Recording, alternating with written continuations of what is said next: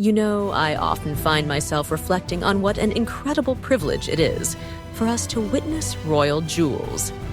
Each necklace, each tiara, is not just an accessory.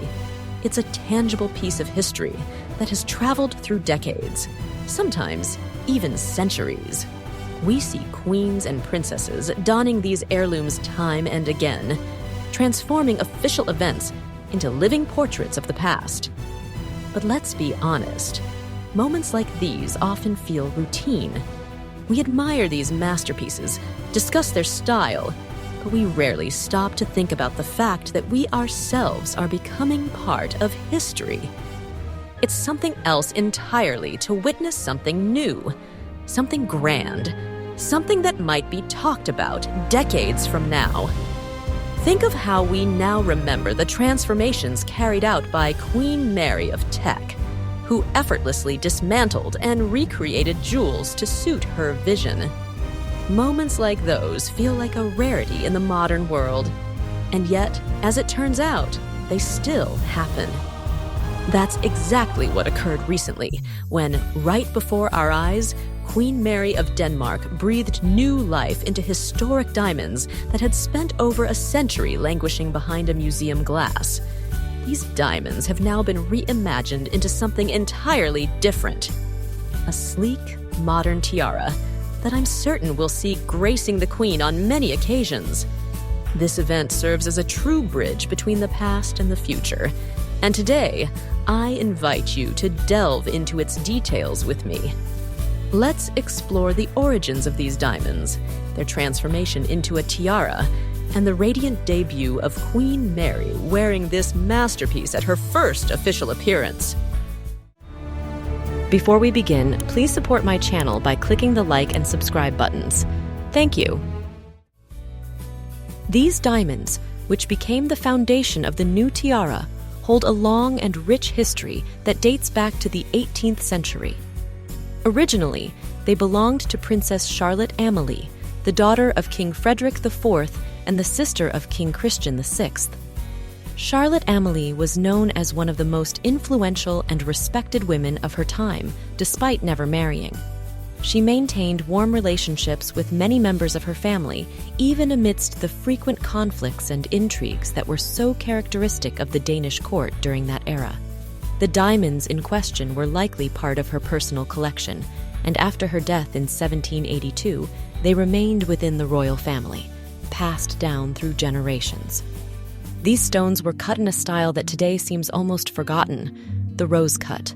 While modern diamonds with their intricate faceting and open settings dazzle with brilliant light, rose-cut diamonds possess a soft, mysterious glow.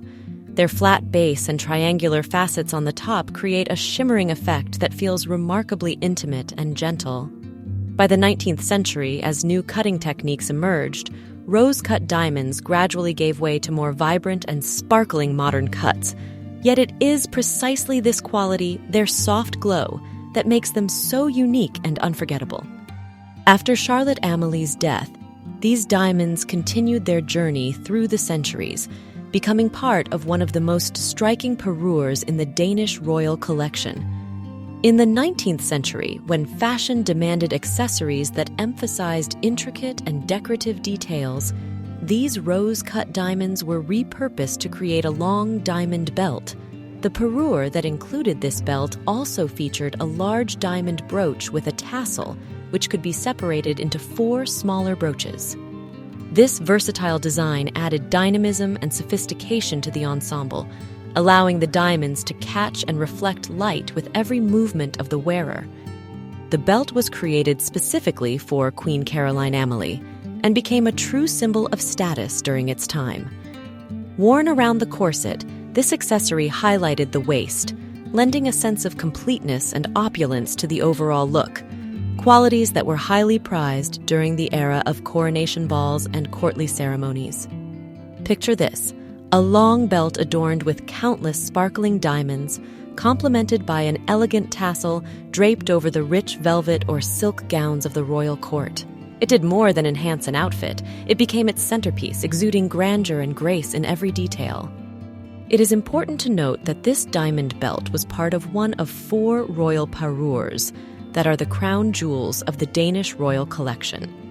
Each of these parures was created in the mid-19th century by order of King Christian VIII and his wife, Queen Caroline Amalie, to reflect Denmark's rich heritage.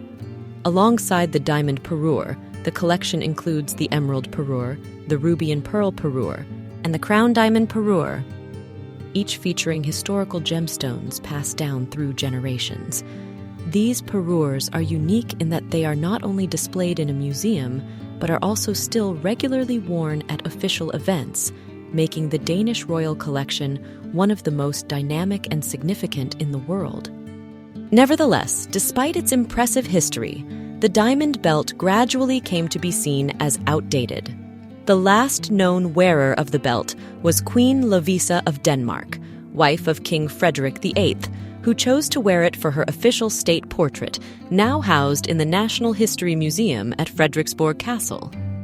As fashion evolved, the abandonment of corsets and the shift towards simpler, more streamlined jewelry rendered the belt obsolete.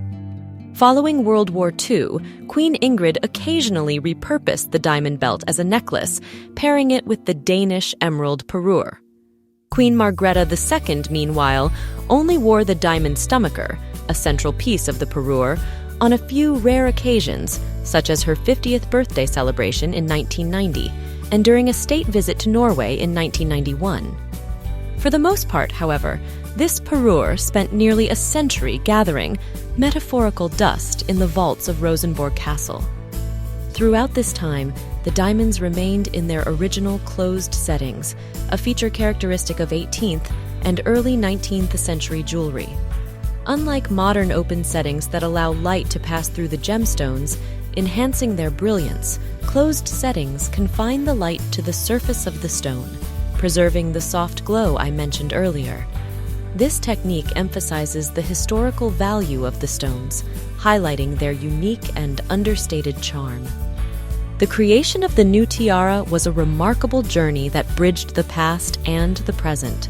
The idea of adapting diamonds that had spent decades in a state of jewelry slumber arose from a long-standing tradition within the Danish royal family. Royal jewels are not merely preserved as museum artifacts, but are actively used in the daily life of monarchs. Queen Mary, known for her refined taste and deep respect for history, took it upon herself to restore the significance of these diamonds, transforming them into a contemporary piece worthy of modern celebrations. To bring this project to life, the finest experts from the royal collection were enlisted, along with jeweler Mathias Hasbo Dinesen, who oversaw the creation of the new setting for the diamonds.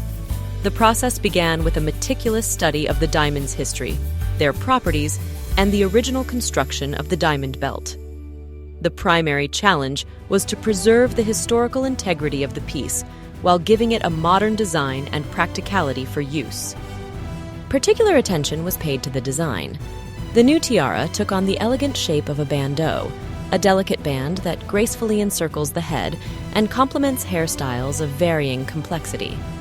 The designers chose to retain the diamonds in their original closed settings, emphasizing the historical authenticity of the stones. This decision was a tribute to the era in which these diamonds were cut, as the closed settings lend rose-cut diamonds their soft, mysterious glow. The creation process was marked by a series of detailed consultations. Queen Mary herself took an active role, reviewing sketches, experimenting with different arrangements of the diamonds, and sharing her preferences. This collaborative approach not only reflected her personal vision for the piece, but also underscored how deeply she valued the idea of continuity. In an official statement from the Danish royal court, it was noted, "The creation of the new setting revives the old tradition of adapting royal jewels to the demands and needs of the times."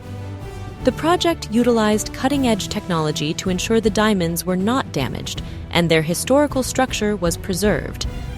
Each diamond was carefully removed from the old belt and mounted onto the new setting.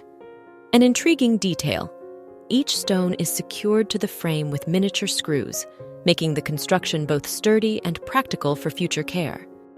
Additionally, the designers aimed to give the tiara a unique silhouette that creates the illusion of diamonds floating above the head. This feature adds height and lightness to the piece, making it not only elegant, but visually striking.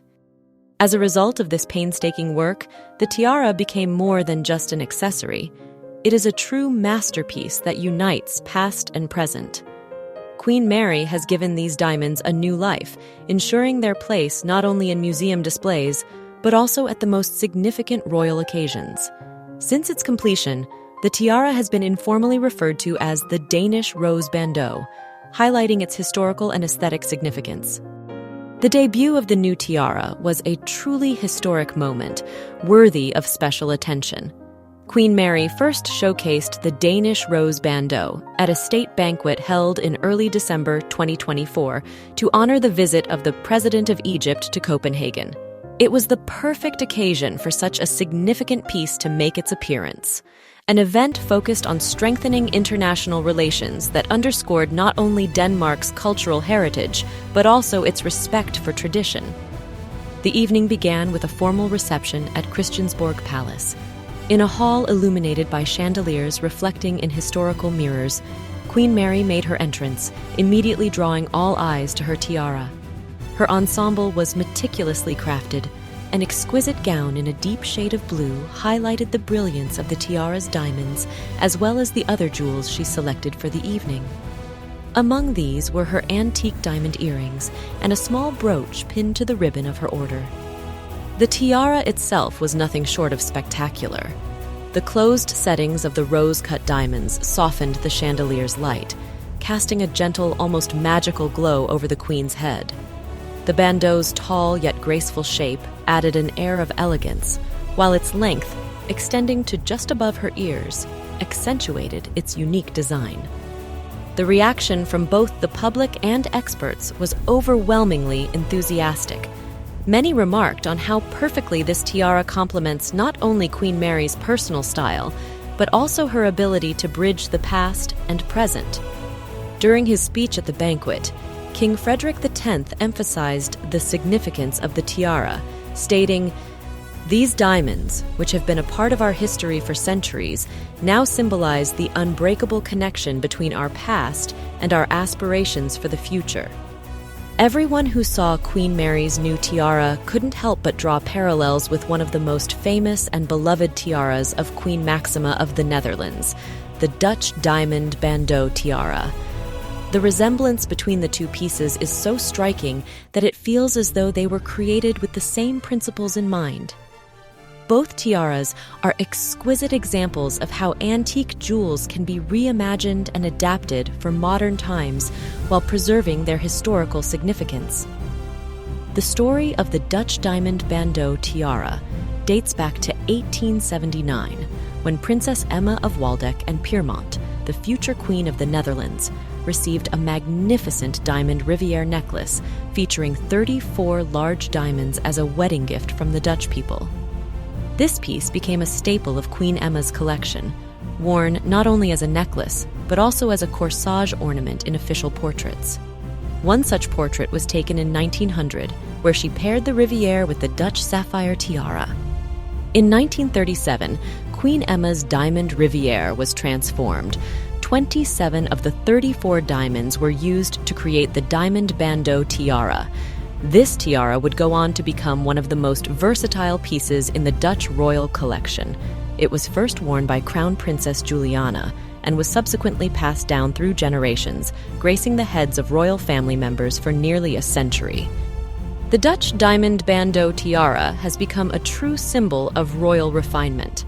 Its elegant design, featuring horizontally set large diamonds, makes it incredibly versatile and well-suited for a variety of looks, a likely reason for its enduring popularity among the Dutch royals. This tiara has been spotted at countless significant events, from state visits to royal weddings.